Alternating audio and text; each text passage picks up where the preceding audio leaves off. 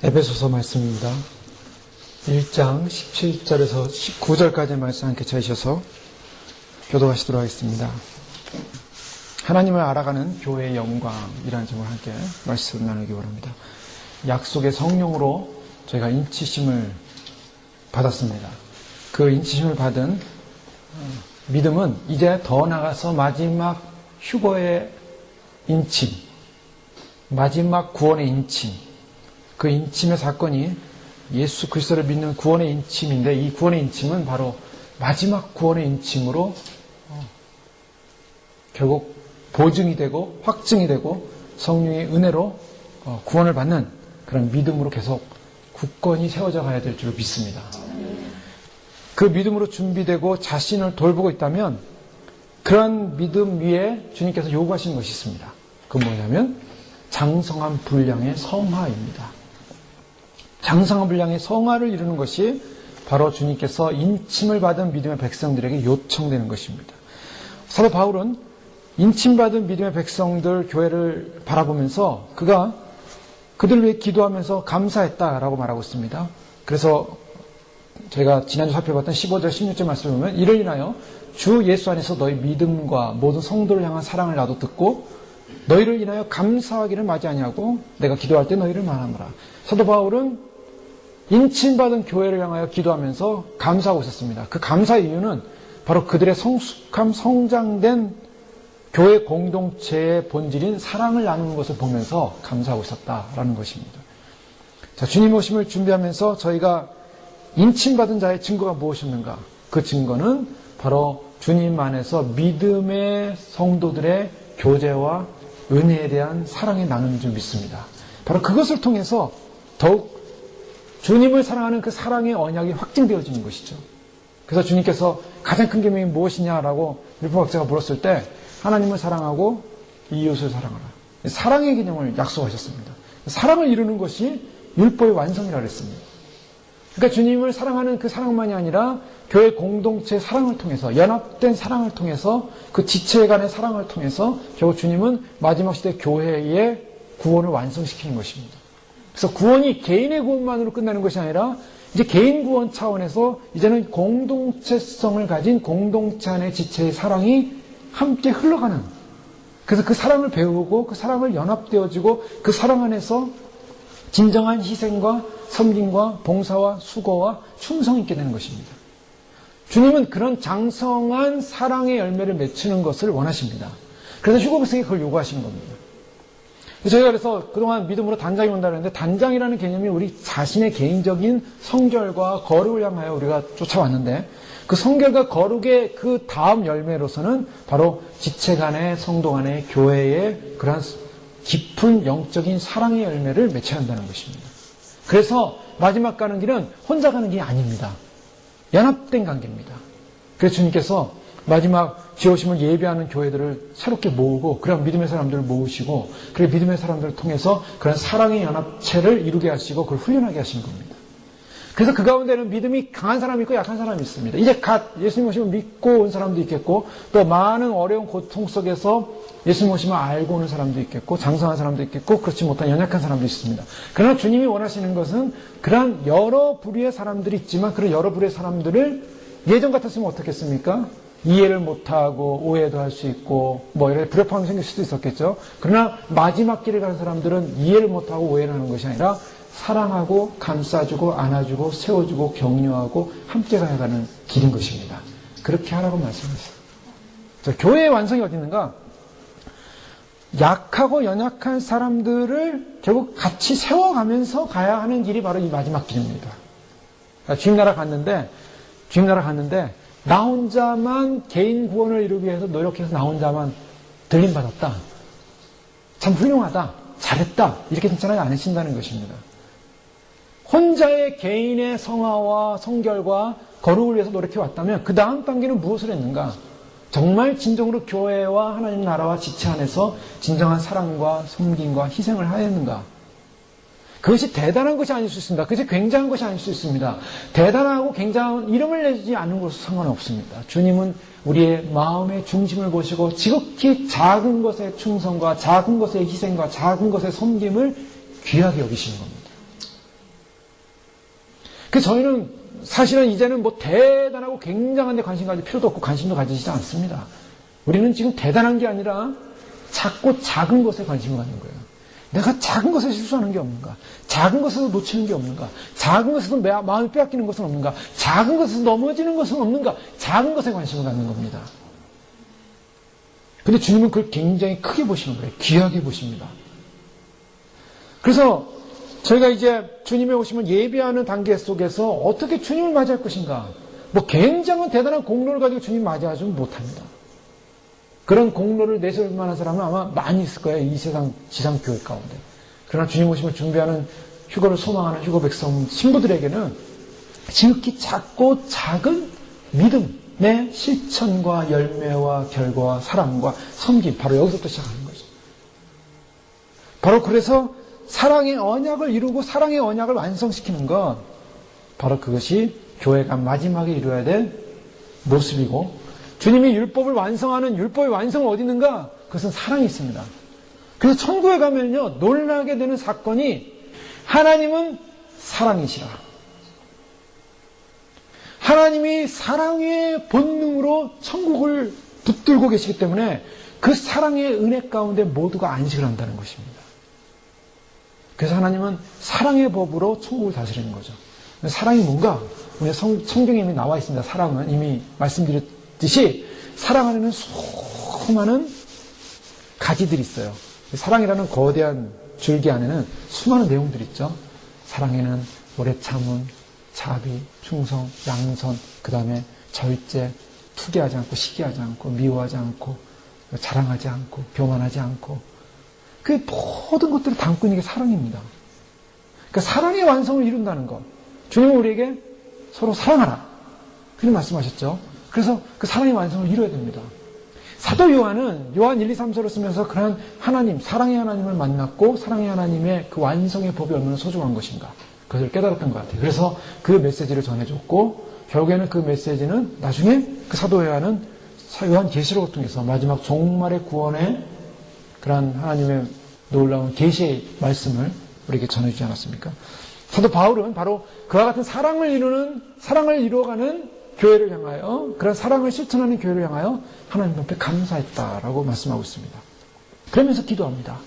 그러면서 기도하는데요, 오늘 17절부터 19절까지의 내용은 그 사도 바울이 중요하게 여기면서 기도하는 기도의 내용이 나오고 있습니다. 어떤 것이 기도의 내용이었는가? 사도 바울이 있어서 정말 중요한 시급한 교회를 향한 중보 기도의 내용이 있었습니다. 교회를 향한 중보 기도의 내용이 무엇이었는가? 사도 바울이 인침을 받고 구원을 받고 감사하면서 정말 사랑으로 섬기는 교회를 향하여 무엇을 기도하고 있었는가? 굉장히 중요하죠. 사도 바울의 기도를 통해서 우리에게 주님이 이루시고자 하는, 완성하시고자 하는 뜻이 무엇인가를 발견할 수 있습니다. 사도 바울에서 시급한 기도의 내용은 너희의 가정의 문제가, 또 재정의 문제가, 너희의 삶의 문제가 다 해결되길 원한다라고 이렇게 1차적으로 이 땅에 속한 기도를 하고 있지 않다는 데 주목해야 됩니다. 그건 바울이었으니까. 아닙니다. 이것은 바울이 교회를 향하여 기도하는데, 교회를 향한 시급한 기도입니다. 아주 시급한 기도예요. urgent prayer. 시급한 요청의 기도인데 그 뭐냐? 그 시급한 기도가 17절 말씀입니다. 우리 주 예수 그리스도의 하나님 영광의 아버지께서 지혜와 계시의 정신을 너에게 주사 하나님을 알게 하시고, 바로 사도 바울이 지금 시급하게 기도하고 있는 것, 즉 인침을 받은 구원받은 백성의 교회가 이제부터 해야 될 일이 있다면 무엇인가? 그것은 아주 시급한 기도입니다. 하나님을 알게 하시고 하나님을 아는 놀라운 역사가 임하게 하여 주시옵소서. 이 기도를 하고 있다는 것입니다. 여기서 저희는 회심이라는 것이 끝이 아니라 시작이라는 것을 확인하고요. 또 거듭남이 끝이 아니라 시작입니다. 시작에 불과한 것이죠. 그러면 첫걸음을 띄운 어린아이 같은 생명이, 중생한 생명이 무엇을 먼저 해야 되는가? 성장하기 위해서는, 그리고 장성하기 위해서는, 그리고 주님을 맞이하는 그러한 신부로서의 그러한 성숙함을 갖기 위해서는 가장 중요한 목표가 뭔가? 가장 중요한 타겟이 뭔가? 그것은 하나님을 아는 것이라고 말하고 있습니다. 자, 왜 하나님을 아는 것이 중요한지 아십니까? 그것은 간단합니다. 예수님께서 요한복음 17장 3절에 이런 말씀하셨습니다. 영생은 이것이니 유일하신 참 하나님과 그 보내신 자 예수 그리스도를 아는 것이라 그랬습니다. 지금 사도 바울이 인침받은 교회를 향해서 그들이 알아야 될 정말 중요한 내용이 있다면, 이제는 가장 중요한 타겟과 가장 중요한 목표가 있다면 그것은 바로 하나님을 아는 것이다. 왜요? 하나님을 아는 것이 영생이기 때문입니다. 하나님을 아는 것이 구원이기 때문입니다. 자, 구원 받았습니다. 인침 받았습니다. 내가 예수님 믿었습니다. 근데 하나님을 몰라요. 그 사람은 구원받는 사람이 아닙니다. 그렇죠? 하나님을 알고자 하는 열망도 없습니다. 하나님을 알고자 하는 기대도 없습니다. 하나님을 알아가고자 하는 열정도 없습니다. 하나님을 알아가고자 하는 소망이 없고 그냥 뭡니까? 구원받았으니 나는 세상에서 세상을 알아가자. 세상 속에서 세상을 알아가면서 세상 속에서 그냥 나는 하나님의 영광을 위하여, 그 전제 조건이 아주 표면적으로는 좋아 보이지만 하나님을 영광을 위하여 나의 성공을 이루자. 이것이 기복신앙이죠. 근데 주님께서 뭐라고 말씀하십니까? 하나님을 아는 것이 영생이다. 그러니까 하나님을 아는 것이 영생이기 때문에 구원받은 백성은 그 다음부터 해야 될 일이 뭐냐면 그 영원한 영생을 향하는 그 도성이 있습니다. 그 길이 있습니다. 그렇기 때문에 그 도상이 있기 때문에 그 하나님을 알아가는 것이 가장 중요한 것이다. 자, 여기서 우리가 한 가지 회개해야 될 내용이 나옵니다. 저는 이 말씀을 보면서 제 자신이 개인적으로 좀 묵상을 하면서 회개하는 시간을 가졌습니다. 왜냐하면 주님, 제가 하나님을 얼마나 알려고 노력했습니까? 주님, 제가 정말 하나님을 얼마나 알려고 노력했습니까? 사도 바울이 바로 교회를 향하여 뭘 요청하고 있냐면 하나님을 알기를 원한다. 자, 여기서 하나님을 안다는 이 표현은 저희가 피상적으로 알고 있는 지식적 개념의 하나님을 아는 것으로 말하고 있는 것이 아님을 아셔야 됩니다. 자, 하나님을 안다고 할 때 사람들이 하나님을 모릅니까? 하나님을 지식적으로 알 수 있습니다. 이론적으로 알 수 있습니다. 논리적으로 알 수 있습니다. 그런 논리적으로 지식적으로 아는 것이 아님을 성경은 분명히 말하고 있죠. 야고보 2장 19절의 말씀에 보면 뭐라고 말합니까? 귀신들도 하나님을 알고 두렵고 떤다라고 그랬습니다. 하나님을 안다라 그랬어요. 자, 귀신들도 하나님에 대한 지식이 있습니까? 없어요. 이 지식이 있죠. 하나님을 아는 지식으로 구원을 이루지 못합니다. 지식 가지고는 구원을 이루지 못해요. 그래서 많은 사람들이요, 성경 말씀을 듣고 매 설교를 들어도 지식적으로 하는 사람이 많이 있어요. 지식적으로 그냥 다 알아요. 그래서 무슨 말 하면 지식적으로 잘 나온대요. 그래서 많은 분들이 기도 제목이 뭡니까? 많은 분들이 기도 제목이 옆에서 좀 이렇게 깨어나길 원하는 사람들인데 그 사람들은 뭐 알 건 다 안다 이거예요. 뭐 알 건 다 지식적으로 많이 알아요. 그런데 뭡니까? 뭘 답답합니까? 구원이 없어요. 구원이. 왜 구원이 없습니까? 귀신들이 아는 지식을 갖고 있어요. 귀신들도 알고 있는 지식이에요. 그거는. 지식을 자랑해봤자 귀신들도 다 알고 있어요. 귀신들이 더 많이 알고 있어요. 그래서 속입니다. 광명의 천사로 나타나서 속이기도 하고요. 거짓말을 알려주기도 하고요. 근데 귀신들은 떨어요. 귀신들도 믿고 떤다 그랬어요. 그런데 사람은 지식을 알고 떨진 않아요. 오히려 하나님처럼 됐어요. 하나님같이 돼가지고 내가 다 안다. 그러면서 하나님이 주시는 메시지 앞에 두려워하지 않고 떨지 않아요. 그게 문제예요. 귀신도 떠는데 사람이 안 떨어요. 그러니 귀신이 얼마나 우습게 여기겠습니까? 귀신의 밥인 거예요. 정말 하나님을 알기를 원한다는 것은 귀신이 아는 정도의 암이 아닙니다. 사단이 아는 정도의 암이라면 뭘 알라고 하겠습니까? 그냥 책 읽고 지식 알면 되는 거죠. 뭐 이렇게 메시지 듣고 성경책 읽고 막 정보만 알면 되는 거죠. 여기서 알라고 하는 메시지는 뭡니까? 그분을 알라는 것입니다. 하나님 그분을 존재를 알라는 것입니다. 그분과 조우를 해야 한다는 것입니다. 요즘 뭐 인카운터라는 말 많이 쓰는데 그분과 정말 만나야 되는 거예요. 인카운터가 되는 거예요. 정말 그분과 함께 연합되어지고 그분의 뜻을 발견되어지고 그분의 마음을 알아야 되고 그분의 마음을 느껴야 되고 그분의 뜻을 이해해야 되고 그분과 교통함이 있어야 되는 것입니다. 그런 삶을 말하는 거죠. 하나님과의 개인적인 만남을 가져야 한다는 것입니다. 그게 굉장히 중요하다는 거예요. 바울이 지금 말하고 있는 것은 지식, 세상에서 알고 있는 그런 정도의 하나님에 대한 지식, 조직신학적 지식, 신학적 지식이 아니라 정말 하나님을 만났냐는 것입니다. 그 질문을 하고 있는 거예요. 하나님을 정말 만나기를 원한다. 자, 사람들이 왜 거듭나지 않고, 사람들이 왜 회개하지 않습니까? 사람들이 왜 하나님을 두려워하지 않습니까? 하나님을 안 만났기 때문이에요. 못 만났기 때문이에요. 그러니까 그분들을 위해서 우리가 하는 기도는 뭐냐면 저들이 하나님을 만나게 해주십시오. 하나님을 알게 해주십시오. 그 하나님을 안다라는 그 말 속에는, 그 언어 속에는, 하나님을 안다라는 언어 속에는 그 하나님에 대한 성품. 자, 성경에 나오는 하나님을 알았던 사람들, 하나님을 만났던 사람들의 모습은 어떻습니까? 하나님을 만나고 하나님을 알았던 사람들은 하나님을 우습게 여겼습니까? 아니면 하나님 앞에 두려워했습니까? 아주 간단합니다. 성경에서 위대하다는 인물들, 우리가 잘 알고 있는 이사야나 예레미야나 우리가 잘 알고 있는 사도 요한이나 우리가 잘 알고 있는 대선지자라고 알려져 있는, 대선지자가 이제 큰 데라 해서 큰 높은 선지자는 아니고요.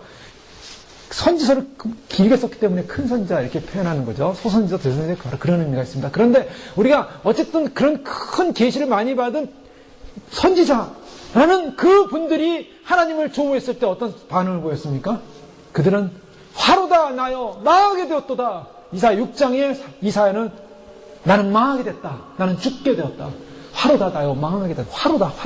하나님을 만나는 그 순간에 그는 자기가 화를 선언해요. 자기 인생이 얼마나 벌레 같은 인생인지 무시무시한 하나님의 그 공의와 사랑과 그 거룩함 앞에서 인간은 어떻게 표현을 못하는 거예요. 그냥 그 자리에서 엎드려진 겁니다.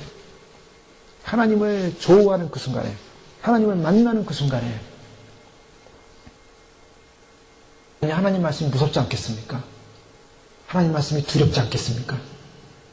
하나님 말씀이 정말 생명으로 받아들여지지 않겠습니까?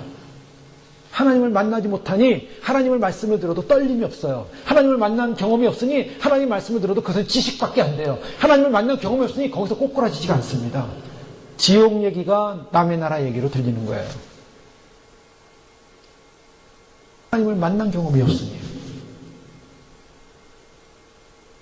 그 신앙에서 정말 중요한 거, 정말 우리가 주님의 나라를 소망하면서 주님을 기다리면서 우리가 정말 주님 나라에 가기를 소망하고 있는데 그 소망하면서 우리가 해야 될 일이 있다면 정말 나는 주님의 나라를 내가 가서 안식하기 위해서, 내가 편하기 위해서, 내가 이 세상에서 그냥 탈출하기 위해서 내가 주님 나라를 소망하는 것인가? 아니면 정말 주님을 알고자 하는, 하나님 그분을 알고자 하는 그 열망과 기쁨과 소망 속에서 내가 주님 나라 가기를 원하는 것인가? 이 땅 가운데서 육체를 갖고 있을 때는요, 하나님을 알기가 제한되어 있어요. 그래서 리차드 백서 같은 유명한 청교도 목사님 있지 않습니까? 근데 그분은요, 인간의 그런 허물로 인해서 하나님을 만나기가 어렵다. 하나님을 만나기가 어렵다라고 표현했습니다. 왜요? 인간은 제한됐기 때문입니다. 인간은 한계가 있기 때문입니다. 그래서 그 제한되고 한계된 인간의 모습을 가지고 하나님을 보려고 하니까 하나님이 다 봐주지가 않아요. 하나님이 다 봐주지가 않습니다. 저 세상을 볼 수 있는 나의 믿음의 눈은 작고 희미하다. 왜요? 이곳에서는 그 영광이 기이하고 놀랍고 너무나 완전한 인간의 언어로는 표현할 수 없는, 설명할 수 없는, 그래서 인간의 어떤 가치보다도 그 영광이 너무나 크고 위대하기 때문에 도대체 저 세상을 볼 수 있는 나의 믿음의 눈은 너무나 작고 희미하다. 천국을 갔다 온 분들이 하나님 나라를 표현하고 천국을 표현할 때 뭐라고 표현합니까? 저는 제일 감동적이었던 게 박용문 장로님, 목사님 되셔서 돌아가셨지 않습니까? 박용문 장로님의 간증이었어요. 그 많은 분들의 천국 간증이 있었지만 그분만큼 감동을 주는 천국 간증은 없었어요. 천국에 갔더니 번쩍번쩍하다. 말로 표현 못한다 그래요. 집을 봤더니 이런 집이 아니야. 무조건 번쩍번쩍. 집이 놀라워. 번쩍번쩍. 그래서 그분 간증 들으면요, 번쩍번쩍하게 기억이 안 나요. 근데 그게 그분의 언어예요. 더 이상 표현을 못하는 거예요. 하나님의 영광을 인간의 언어로 표현을 못한다는 거죠. 근데 그 하나님의 영광을, 그 하나님을 만나 뵙기를 원하는 그 하나님을 알고자 하는 열망, 우리 생애 속에서 정말 우리가 돌이켜볼 때 내 생애 속에서, 나의 삶 속에서, 내 생애 속에서 하나님을 알고자 하는 열망이, 내가 이 세상 관심을 갖고 이 세상에서 어떻게 하면 이 세상 관심, 이 세상을 알고자 하는, 이 세상에서 더 알고자 하는, 이 세상의 수많은 지식들, 이 세상에서 수많은 방법들, 이 세상의 수많은 법들, 이 세상의 수많은 질서들, 어떻게 하면 이 세상 이것보다 하나님을 알고자 하는 그 하나님을 알고자 하는 하나님의 성품, 하나님의 사랑, 하나님의 말씀, 하나님의 인격, 하나님이 주시는 은혜, 하나님을 알고자 하는 그 열정으로 내가 말씀을 받고, 그 열정으로 내가 기도를 했고, 그 열정으로 주님을 삼아 있다는 것이죠. 그러면 각자 우리 모두가 개인적으로 이제 묵상해 보시면 알 문제입니다. 내 생애 속에, 내 삶 속에 내가 주님 나라를 소망하고 있는데 단지 주님 오신다고 하니까 환란이 나오면 안 되니까, 내가 적그리스도에 들어가서 육류표 받으면 안 되니까, 내가 그런 데 가서 고통당하면 안 되니까 난 주님 올라가야 됩니다 라는 그런 차원이 아니라, 자, 사도 바울이 에베소 교회를 하며 그렇게 말씀하고 있는 거예요. 구원받았고 예수님을 믿음으로, 그 다음에 성령으로 인치심 받은 그들을 향하여, 또 주님을 안에서 사랑으로 서로 교제하는 그들을 향하여 기뻐하지만, 그들에게 원하는 것이 있다면 이제 그 교회는 하나님을 알기를 원합니다. 하나님을 알기 원합니다. 저희가 이제 남은 시간 동안 주님 앞에 서는 그날까지 우리가 추구해야 될 삶의 목적이 있다면 무엇이겠습니까?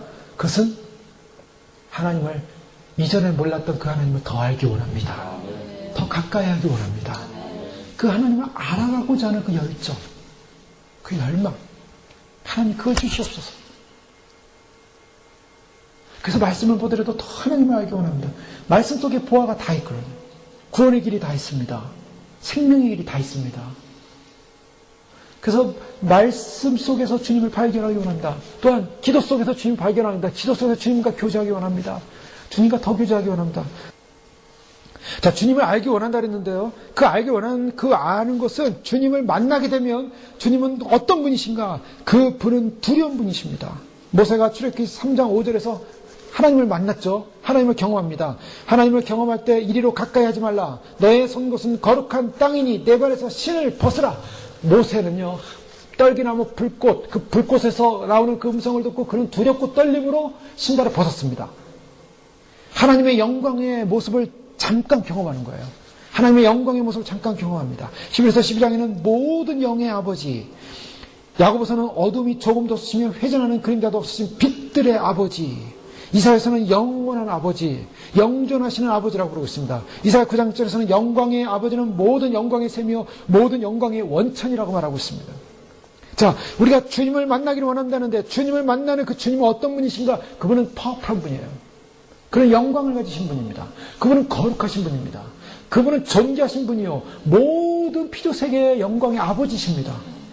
고린도서 6장 14절에 하나님이 주를 다시 살리셨고 또한 그의 권능을 우리를 다시 살리시리라. 하나님 어떤 분이냐면 예수님을 죽음의 권세에서, 사망의 권세에서 다시 살리실 수 있는 그러한 사망을 이기신 능력의 주님이시라고 말씀하고 있습니다. 그의 영광은 능력을 상징하고 있어요.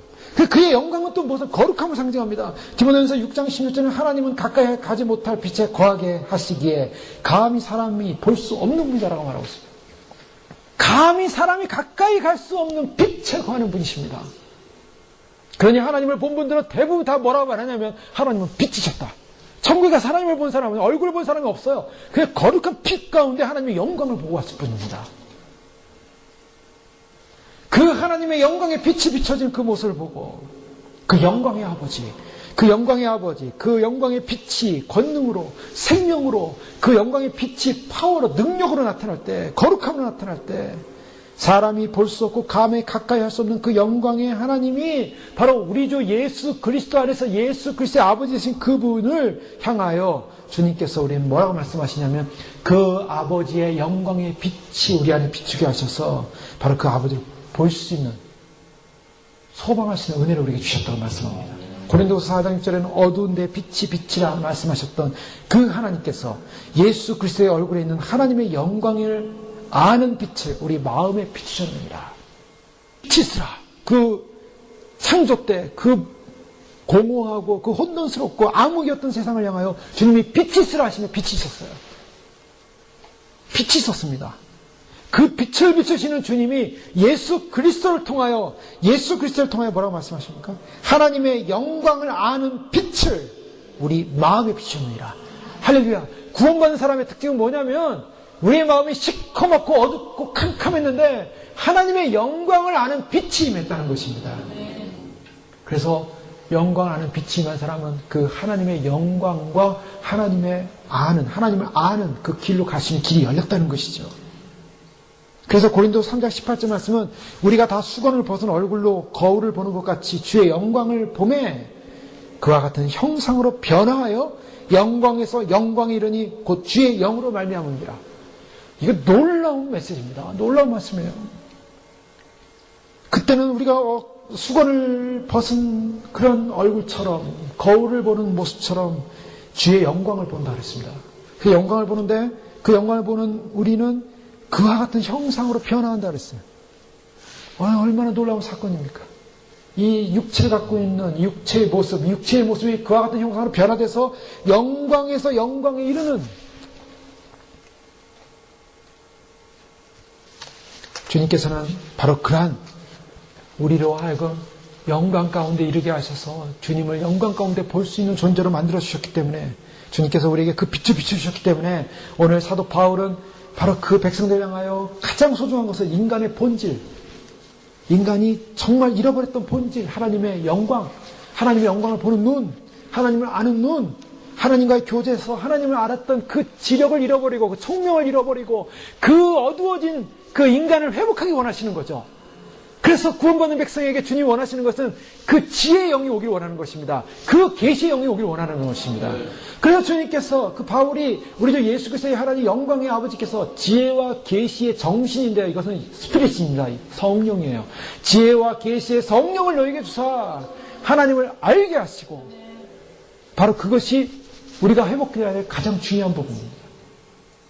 우리가 이 땅을 살면서 내가 어떻게 하면 이 세상을 지혜롭게 살 것인가? 이 세상이 아닙니다. 하나님을 어떻게 할 것인가? 하나님을 어떻게 깊이 할 것인가? 하나님을 깊이 어떻게 알아가고 그분을 더 어떻게 깊이 알아서 그분의 영광을 참여하고 그분의 영광스러운 얼굴 앞에서 그분을 경외하고 두려워하고 그분을 기뻐하며 감사하며 체험하며 그분을 안다 할 것인가? 창세기 28장에 보면 야곱이요. 그가 도망가면서 베델에서 잠들지 않습니까? 돌베개 베고요. 잠이 깼습니다. 여호와께서 과연 여기 계시거든. 그때 잠잘 때 꿈을 꾸잖아요. 사다리가 내려오는데 천사들이 어떻게 합니까? 오르락 내리락 오르락 내리락. 어떤 분들은 이제 그것을 야곱의 기도다. 왜? 올라갔다 내려갔다 올라갔다 내려갔다 야곱의 기도였다. 이렇게 표현하고 또 천국에서 오는 천사들은 내렸다 올라갔다 하시는데 그건 뭐 그냥 저희가 그냥 천사들이 바쁘게 올라갔다 내려갔다는 표현으로 보면 될 것 같습니다. 천사는 계속 일을 하고 있으니까요. 우리가 영안이 안 열려서 그렇지 영계의 눈이 열리면은 실제로 천국에서 사다리가 내려옵니다. 사다리가 있어요. 그 사다리를 붙잡아야 돼요. 구원 수레를 타야 됩니다. 아가서에 보면은 솔로몬이 그 슐라미에 향해 뭐를 마련해요? 마차를 마련하지 않습니까? 준비하지 않습니까? 큰 아주 아름다운 신부를 위한. 그래서 저는 휴거 때 분명히 이런 주님께서 우리를 데려갈 수 있는 그런 수레가 오지 않을까. 근데 진짜 천국에는 그런 게 다 예비됐다고 말씀하고 있어요. 그걸 다 몰라서 성경에 나오는 간단한 메시지, 야곱이 본 거는 확실하지 않습니까? 야곱이 뭘 봤습니까?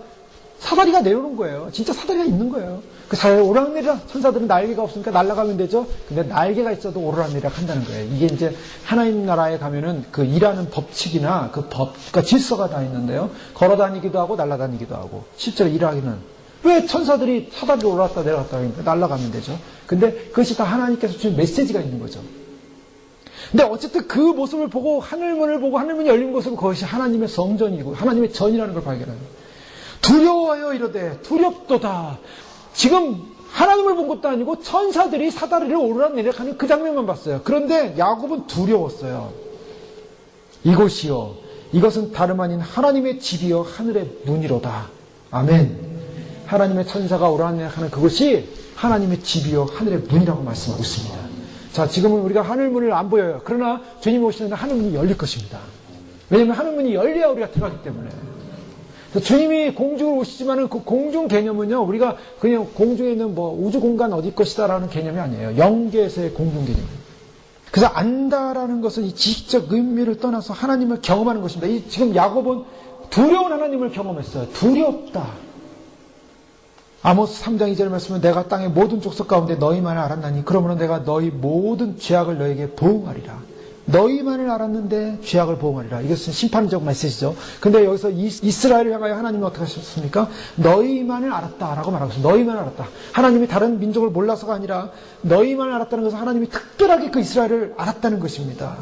그런데 그러한 이스라엘이 하나님을 향하여 배도하는 것이죠. 요한일서 1장 3절 4절에 보면 우리가 보고 들은 바를 너에게 전하면 너희로 우리와 사귐 있게 하려 함이니 우리의 사귐은 아버지와 그 아들 예수 그리스도와 함께 함이라. 우리가 이것을 쓰면 우리의 기쁨이 충만케 하려 함이로라. 자, 우리의 사귐은 아버지와 그 아들 예수 그리스도와 함께 함이라. 사귐이 있어야 된다는 것이, 서로 사귀한다는 것이죠. 서로 교제해야 된다는 것입니다. 욥은요, 그 마음속에 하나님을 알고자 하는, 하나님을 보고자 하는 열망이 있었습니다. 그래서 그가 고난당할 때 그 고통 속에서 욥은 우리가 고난당할 때 늘 많이 묵상할 수 있는 말씀이지 않습니까? 고통당할 때 대부분의 사람들이 하는 말씀이 뭡니까? 고통당한 사람들이 대부분 하나님을 향하여 외치는 기도는 무엇입니까? 내가 어쩌면 하나님을 발견하고 하나님은 어디 계십니까? 입니다. 하나님은 이 고통을 당하고 있는데 하나님은 어디 계십니까? 라고 지금 모두 고통당한 사람들의 기도 제목이에요. 근데 욥은 그것을 이렇게 표현했습니다. 내가 어찌하면 하나님을 발견할 곳을 알고 하나님 어딘지 모른다는 거예요, 지금. 근데 그 결론은 무엇이었습니까? 욥기 42장 5절에 보면 욥은 이렇게 결론을 내려요. 내가 죽게 되어 귀로 듣기만 하였었더니 이제는 눈으로 주를 배웠나이다. 자, 욥의 마음속에서는 하나님 어디 계십니까? 하나님 뵙기를 원합니다. 하나님 아는 곳을, 하나님 있는 곳을 발견하기 원합니다라고 간절히 기도했는데 그의 마음의 소원이었는데 결국 발견했습니다. 눈으로 주를 배웠다. 귀로 들었다. 귀로 듣기만 했었더니 눈으로 배웠다라고 말하고 있어요. 하나님을 인식했을 때 욥은 입으로 자기 손으로 입을 가리고 죄를 무릅쓰고 먼지 가운데 회개했다고 40장 40절 42장 6절에 또한 말하고 있습니다. 42장 6절입니다. 그러므로 내가 스스로 거두어 드리고 티끌과 죄 가운데서 회개하나이다. 하나님을 본 사람의 특징은 뭔가? 하나님을 본 사람의 특징은 그 전까지만 해도 하나님 어디 계십니까? 하나님 이럴 수 있습니까? 하나님이 왜 나한테 이런 고난을 주십니까? 하나님이 살아계시다면 왜 이런 어려움이 생깁니까? 하나님은 어디 계십니까? 하나님 내가 발견한 것을 어떻게 알고 하나님 어디 계십니까? 그러다가 하나님을 만났어요. 하나님을 만났어요. 하나님을 만고 눈으로 보는 그 순간에 입을 막고 그 수많은 그 변론과 수많은 하나님을 향한 원망과 하나님을 향한 그런 여러 가지 질문들이 다 어디 갔습니까? 하나님을 보는 그 순간에 입이 딱 닫히는 거예요, 그냥. 그리고 티끌과 죄 가운데서 회개하나이다. 그냥 회개가 터져 나오는 거예요. 하나님을 알기를 원한다. 바울이 말하는 알기를 원한다는 것은 하나님을 알아갈수록 우리는 회개할 수밖에 없는 존재라는 걸 아는 것입니다. 하나님을 알아갈수록 우리는 아무것도 아닌 존재, 우리 안에 질문이 살아나기 시작합니다. 그 질문보다 그 질문이 저에게로 오는 거예요. 우리에게로. 수많은 질문들을 던졌는데 그 질문들을 다시 주님께서 다 우리에게로 던져요. 다 너다. 그게 너다. 수많은 불평 다 너다. 수많은 모든 것, 이 땅을 바라보면서 지은 모든 죄가 다 너다. 무슨 할 말이 있습니까? 입 딱 다물고 티끌과 죄 가운데서 회개합니다. 주님. 하나님을 만나는 그 사람, 하나님을 만나는 그 사람, 하나님을 경험하는 그 사람, 하나님의 거룩함을 보는 그 사람은 회개한다라고 말하고 있습니다. 신명기 32장 28절에 보면 저희가 지난주 계속 살펴봤던 큐티 본문 나가지 않습니까? 주보에 보면 그 큐티 본문이 32장 말씀인데요. 그 말씀에 보면 이스라엘 백성들이 우상을 섬깁니다. 하나님을 섬기지 않습니다. 그리고 우상을 섬기고 하나님을 떠나게 돼요. 그때 하나님께서 28절에 보면 그들이 모략이 없는 백성이다라고 했습니다. 모략. 근데 모략이라는 건 뭐냐면 영어로 보면 센스입니다. 감각이 없어요. 자, 사람이 센스가 있어야 돼요. 그래서 다른 말하면 좀 눈치가 있어야 됩니다. 눈치. 하나님을 볼 때 눈치가 좀 있어야 신앙생활 잘하게 되죠. 뭘 하면 하나님이 기뻐하실까? 뭘 하면 하나님의 마음을 흡족하게 할까? 뭘 하면 은쟁반에 금사과처럼 하나님 앞에 마음이 들까? 뭘 하면 그 더운 여름날에 시원한 냉수처럼 주님의 마음을 시원하게 드릴까? 눈치가 있어야 됩니다. 그게 모략이에요. 그게 센스입니다. 센스가 있어요. 하나님에 대해 관심이 있어야 돼요. 근데 그 센스가 없는 백성, 왜요? 하나님이 정말 싫어하는 게 우상 숭배인데 그 우상 숭배를 하는 거예요. 그게 이게 진짜 감동이 없는 백성이에요. 하나님이 그거 제일 싫어하시는데, 그러니까 하나님 싫어하는 거 절대 안 하면 됩니다. 제가 그번에 살펴보지 않았습니까? 하나님 싫어하는 사람이 누군가? 외식하는 사람이다. 외식하는 사람이 어떠냐? 사람 의식하는 사람이다. 사람 의식하는 어떤 사람이냐? 사람에게 잘 보려고 하는 사람이다. 그게 완전 외식 그룹이에요. 외식 그룹. 외식 그룹에서 밖에서 밥 먹는 그룹이 아니라 외식 그룹, 포장하는 그룹. 외식 그룹 어디로 간다 그랬습니까? 외식 그룹은 세상에서도 자기를 드러내려고 하는 거고, 세상에서 자기가 높아지려고 하는 것이고, 세상에서 자기 자랑, 세상에서 자기 하면서 자기 교회 크게 짓고 자기 위해 뭐하고 세상에서 그래서 외식하는 사람들, 세계에서 유명한 사람들이 세계를 통치하는 사람이 돼서 세계의 최고가 되자, 그래서 세계를 통합하는 종교운동에 들어가서 WC 운동에 들어가서 내가 최고가 되자, 내가 대한민국의 최고다, 내가 세계의 최고다, 우리가 총재가 나와야 된다, 우리가 대표가 나와야 된다. 그래서 적그리스도에 사용이 돼가지고 적그리스도의 종교 통합에 사용되고 음료와 연합되어지고 음료와 함께 결국 휴거가 일어나면 다 무시해버리고, 우리는 주님이 우리를 사랑하시고 우리 다 구원이 있다, 어디도 구원이 있다, 어느 종교도 구원이 있다 그러면서 결국에는 우리를 따르라 그러면 다 좋죠. 거기 가서 다 그런 교회가 부흥한다 그랬어요. 아마 잠정적으로 부흥할 거예요. 아마 교회가 완전히 무너지는 줄 알았는데 무너지지 않고 진짜 믿음 있는 사람들 핍박당하는 거예요. 그런 가짜들에게 진짜 또 핍박당해요. 마치 오늘날 주님 오시기 전에 주님 오시고 준비하는 사람들이 세상 교회로부터 저들이 참 이상하다, 왜 예수님 오신다는 말세라고 그러나, 왜 마지막이라 그러나 하면서 조롱당하듯이 이제 그나마 그래도 마지막 줄을 잡지 못하고 마지막 생명줄을 잡지 못하고 마지막 구원의 참으로 휴거의 영광스러운 대회에 참여하지 못하고 남은 사람들 중에 정말 그나마 주님께서 마지막 자녀 추수 때 긍휼을 받는 사람이라면 그때 핍박당하는 거예요. 그런 교회는 무너지고 핍박당하고 죽임당하고. 그를 핍박하는 자들이 누군가? 외식 그룹들이에요.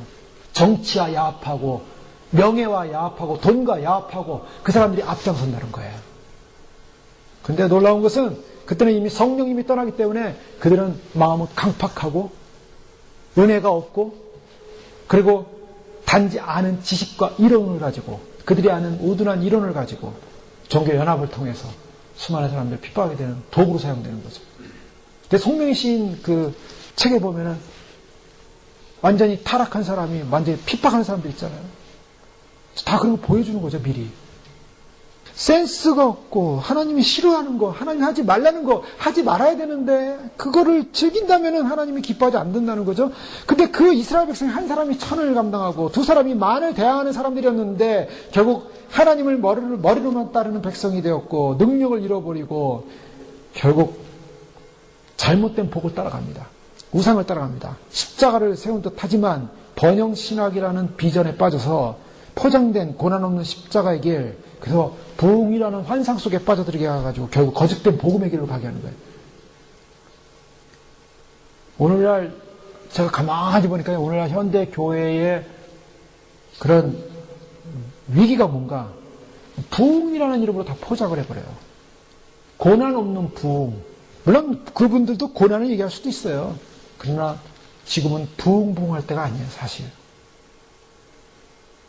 무엇이 부흥입니까? 진짜 부흥이 뭡니까? 세력이 커지고 물질이 많아지고 파워풀한 게 부흥이 아니라 주님을 만나는 게 부흥입니다. 그래서 주님 모심을 준비하는 과정 속에 있는 저희들에게 오늘 에베소서 말씀은 그대로 적용이 돼요. 주님을 믿고 인치심을 받은 믿음으로 사랑에 연합된 공동체를 이루는 교회를 향하여 하나님을 알기를, 지혜와 계시의 영을 부으셔서 하나님을 알기를 원한다는 것입니다. 하나님을 알아가는 것, 우리는 알아가야 됩니다. 그것이 신앙의 전부였어요. 신앙이 시작되면서 시작되는 것이 뭐냐? 하나님을 아는 거였습니다. 우리의 싸움은 하나님을 알아야 되는 거예요. 교회를 나와도 하나님을 알기 위해서 나와야 되는 겁니다. 하나님을 배우기 위해서 나와야 된다. 우리가 밖에 나가서 삶을 살아도 하나님을 알기 위해서 살아야 되는 것이죠. 주의 영광을 볼 수 있게 하소서. 시편 42편에 보면 시인은 갈망합니다. 내 심령이 사슴이 시냇물을 찾아 목말라 갈망한 것처럼 내 영혼이 주를 찾게 갈급하나이다. 그 갈급함이 있어야 되는 거죠. 그래서 주님을 알기 원합니다. 주님을 배우기 원합니다. 주님을 보기 원합니다. 주님 앞에서 주님을 갈망하는 그것, 바로 그것이 오늘 저희들에게 주어진 약속입니다. 근데 이런 하나님을 알아가는 사람은 어떤 사람인가? 이 로마 캐톨릭 같은 경우에는 종교인 그룹이라 해가지고 결국엔 특별한 사람들이라 그랬습니다. 신비가들, 또 서웅자들, 세상을 버리고 속죄와 이별한 사람들, 기도하는 일에만 전념하는 사람들, 그래서 자기 몸을 쳐서 복종하면서 세속과 완전히 끊어서 사는 사람들만이 하나님을 알아간다 그랬어요. 종교인을 그룹니다. 이것은 이단입니다. 그래서 결국에는 일상적인 업무를 살면서 그리스도인의 삶으로서 일상적인 삶을 통해서 하나님을 알아가지 못한다라고 정의하고 있어요. 로마 가톨릭은. 그러니까 뭡니까? 예전에 뭐였습니까? 자기들만이 성경을 알고 말씀을 알고 성경을 안 가르쳐줬어요. 그래서 일반 사람들은 성경을 알지 못했습니다. 그리고 예배를 드릴 때도 라틴어로 그냥 성경을 읽었어요. 일반 사람들, 독일 사람들도 프랑스 사람들도 영국 사람들, 라틴어 성경을 읽는 성당에서 예배를 드립니다. 무슨 말인지 몰라요. 알 필요도 없다는 겁니다. 우리만 알면 된다. 우리만 성자다. 근데 성경은 뭐라고 말하고 있습니까? 성경은 바로 하나님을 아는 것은 새 언약의 약속의 성취라고 말하고 있어요. 11서 18장 11절에 보면 또 각각 자기 나라 사람과 각각 자기 형제를 가르쳐 이르기를 주를 알라 하지 아니할 것은 저희가 작은 자로부터 큰 자까지 다 나를 알미니라. 자, 이건 특별 그룹만 하나님을 아는 게 아닙니다. 특별 그룹만 하나님을 아는 게 아니라 작은 자에서 큰 자까지 다 하나님을 알아야 된다는 거예요. 그것이 사도행전 2장 17절에 18절에 나오는 하나님이 말세의 내용으로 모든 육체에 부어주어서 너희 자녀들을 예언할 것이요 너희 젊은이들 환상을 보고 너희 늙은이 꿈을 꾸리라. 그때 내가 내용으로 내 남종과 여종들을 부어주니 저희가 예언할 것이요. 자, 이 마지막 시대에 어떤 나타나는 하나의 영적인 현상 가운데 하나님을 좋아하는 사람들이 어떤 사람입니까? 좋아하는 사람들이 바로 어떤 사람들이냐면 나이 든 사람이나 젊은이나 자녀들이나 모든 남종과 여종에게 부어준다. 즉 구별이 없다는 것입니다. 모든 육체에 부어주리니 그들이 다 알 것은 작은 자부터 큰 자로 알 것이다. 자, 하나님을 아는 것은 가능한 일이라는 것입니다. 특별한 사람들만 하나님을 안다는 것이 아닌 것입니다. 특별한 사람들만이 대단해서 그 사람들이 하나님을 알고 주님 앞에 선다는 게 아니에요. 지금 이 에베소서 말씀을 주는 이 당시의 교인들은 다 노예 출신들, 종 출신들, 별로 배우지 못한 분들이 많았어요. 초대교회 사람들은요, 굉장한 지식 있는 사람들이 아니었어요. 그런 사람들을 향하여 지혜와 계시의 영을 줘서 하나님을 알기를 원한다라고 말하고 있습니다. 자, 여기서 우리가 질문을 해봐야 됩니다. 우리는 하나님을 알고 있습니까? 질문을 해봐야죠. 자, 어떤 환경도 문제가 되지 않습니다. 어떤 조건도 문제가 되지 않습니다. 우리가 정말 주님을 기다리는 신도들이라면 내 영혼이 하나님을 갈망하는데 갈급해 있는가? 사람들이 그렇게 얘기할 수 있어요. 하나님이 나에게 뭔가 이제는 나타날 때가 되지 않았습니까? 이 질문을 역으로 해야 됩니다. 그 질문이 올 때 나는 과연 내 삶이 하나님을 중심으로 해서 지금 나가고 있는가? 하나님이 내게로 와야 되는 것입니까? 내가 하나님에게 나가야 되는 것입니까? 하나님은 언제나 우리에게로 오셨어요.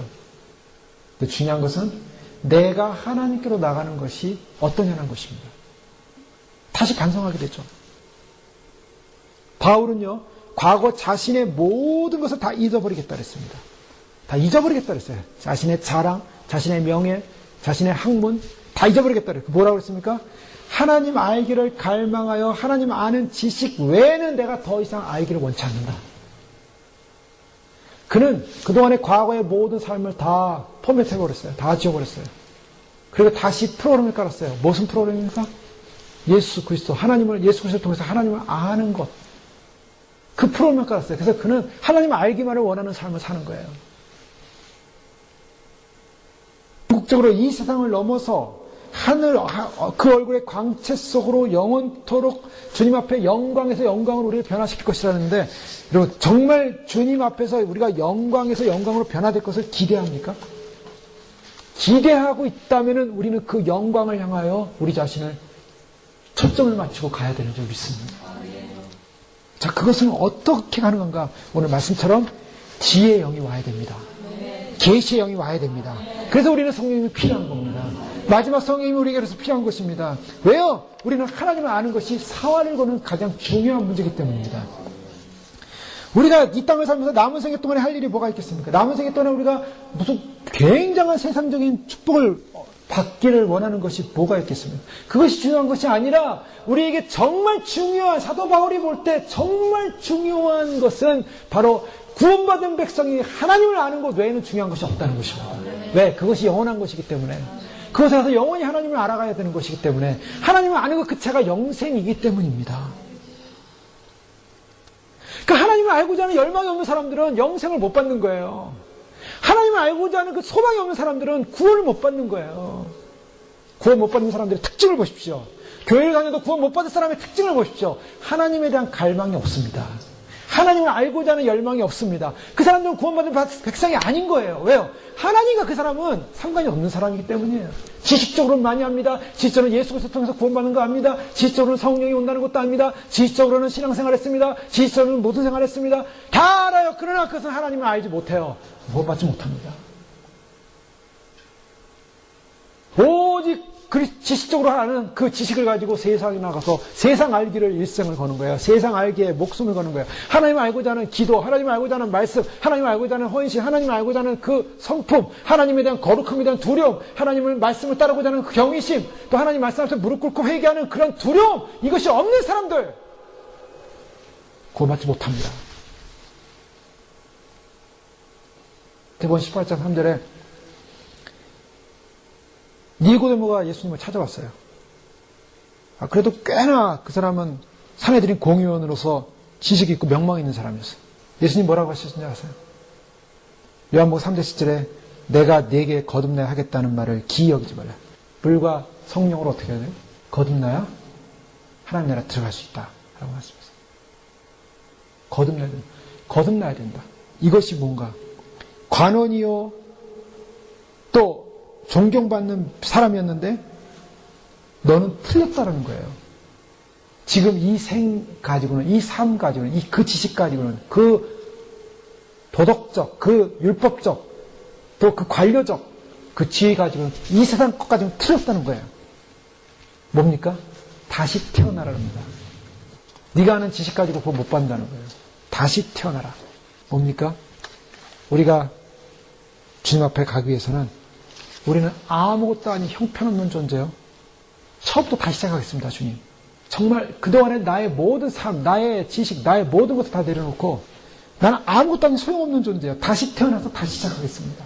그리스도 안에서 다시 태어나서 그리스도 외에는 아무것도 보이는 것이 없고 하나님 외에는, 하나님 알고자 하는 소망에는 아무것도 보이는 것이 없는 그러한 삶으로, 생각으로 완전히 재포맷되어서 다시 살겠습니다.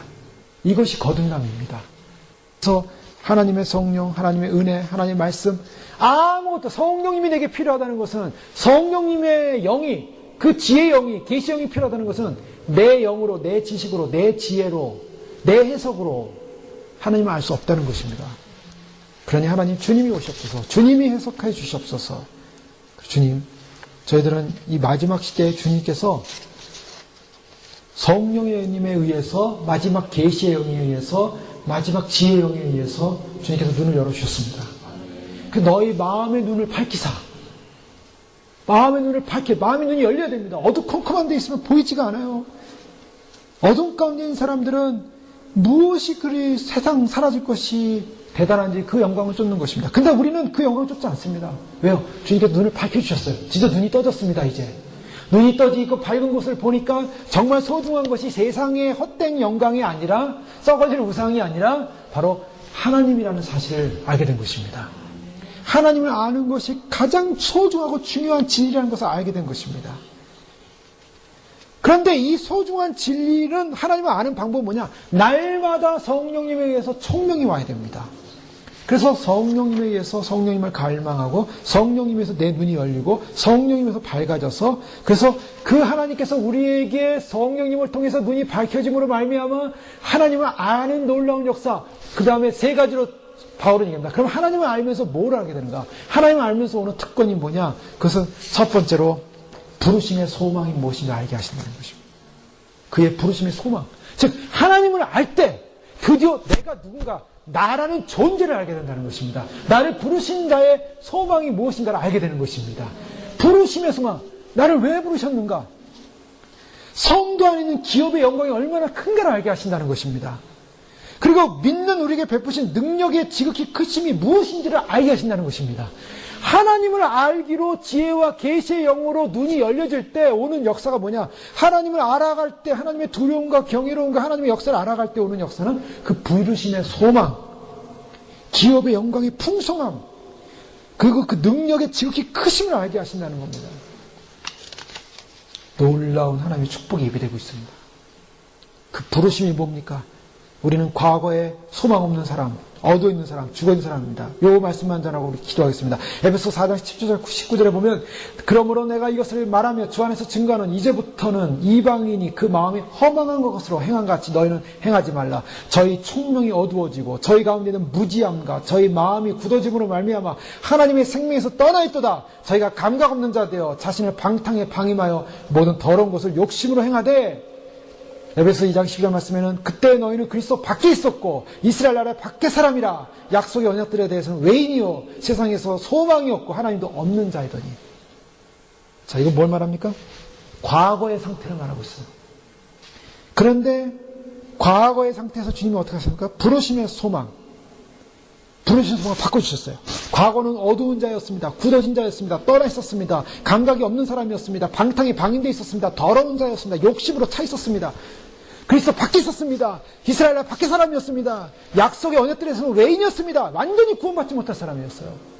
그런데 로마서 8장 28절 31절에 보면 사도 바울이 바로 하나님을 믿고 주의 오심을 믿고 주님을 믿는 백성들에게 주신 약속, 우리가 알거니와 하나님을 사랑하는 자 곧 그 뜻대로 부르심을 입은 사람들에게는 모든 것이 합력하여 선을 이루는데 하나님이 미리 하신 자들로 또한 아들의 형상을 본받게 하게 미리 정하셨으니 이는 그러 많은 형제 중에서 맏아들이 되게 하심이라. 또 미리 정하신 그들을 또한 부르시고 부르신 그들을 또한 의롭다 하시고 의롭다 하신 그들을 또한 영화롭게 하셨느니라. 그런즉 이 일에 대해 우리가 무슨 말하리요? 만약 하나님 우리를 위하시면 누가 우리를 대적하리요?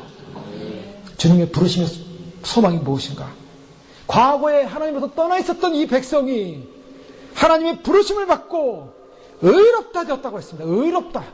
주님이 의롭다 칭해 주셨고 영화롭게 하시겠다고 하셨습니다. 목적이 뭔가? 우리를 부르신 목적이 뭔가? 하나님은 영화로운 분이셨어요. 하나님은 영광스러운 분이었어요. 그 영광스러운 분을 알 때 우리를 그 영광에서 영광으로 변화시키겠다 그랬는데 그 영광으로 변화시키는 날 가만히 보니까 우리를 의롭다 하신 그분이 우리를 그분의 아들로서 자녀로 삼으실 뿐만 아니라 그분 앞에 영화로운 존재로 우리를 바꿔주시겠다는 것입니다.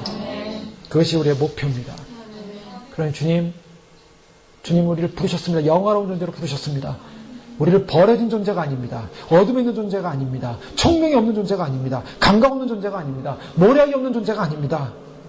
생명이 없는 존재가 아니었습니다. 거기였었지만 주님께서 우리를 구원해주셨어요. 불러주셨습니다. 주님이 오시는 그날 바로 우리가 주님을 알기를 소망하고 주님을 하나님을 알기를 소망하면서 그분 안에서 머물러 있을 때 우리는 그 영광스러운 영화스러운 단계로 주님을 변화시켜 주실 것입니다. 그 영광의 날을 기다리고 있는 것입니다. 그러니 기다리니 어떻게 기다려야겠습니까? 주님이 깨끗하신 것처럼 우리도 깨끗하게 간절히 너희는 땅의 것을 보지 말고 땅의 것을 보지 말고 위의 것을 보라.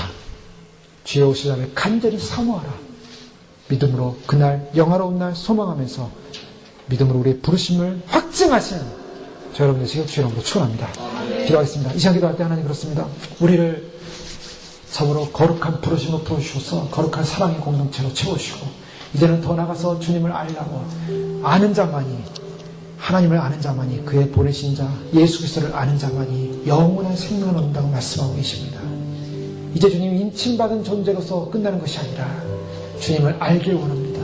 더 깊이 알기 원합니다. 더 많이 알기 원합니다. 그 깊이와 넓이와 높이가 참으로 주님을 아는데 영원히 알아야 될 주님. 그러나 그동안 알아왔다는 그 목적이 너무 없었습니다. 주님을 향한 그 알고자 하는 열망이 너무 적었습니다. 주님을 알고자 하는 그 소망을 향해 달려가지 못하였었습니다. 아버지 하나님 그러나 이제는 달려가기를 원합니다. 아버지 이제는 과거에 속한 존재가 아닙니다. 완전히 우리의 생애를 다시 한번 다시 재포맷하게 해주시옵소서. 이제는 주님 알고자 하는 것 주님 아는 것 외에는 더 이상 우리에게 알기를 원치 않게 하여 주시옵소서. 주님 참으로 우리가 예전에는 그리스도 밖에 있는 사람이었고 약속에는 외인이었지만은, 그러나 주님이 우리를 소망 없는 사람이었지만은, 하나님도 없는 사람이었지만은 주님이 우리를 불러주셨습니다. 주의 아들로 불러주셨습니다. 그의 신부로 불러주셨습니다. 아버지 하나님, 참으로 주님 이제는 의롭다 하셨고 영화롭게 하여 주셨다고 약속하셨습니다. 아버지, 그 부르심의 소망을 향하여 달려가게 하여 주시옵소서. 주님을 알고자 하는 달려감을 갖게 하여 주시옵소서. 주님을 알아가시는 우리 안에 죄를 보지만, 우리가 회개할 수밖에 없지만, 그러나 영광스럽게 영화스러운 주님의 나라를 바라보면서 반드시 달려갈 수 있도록 축복하여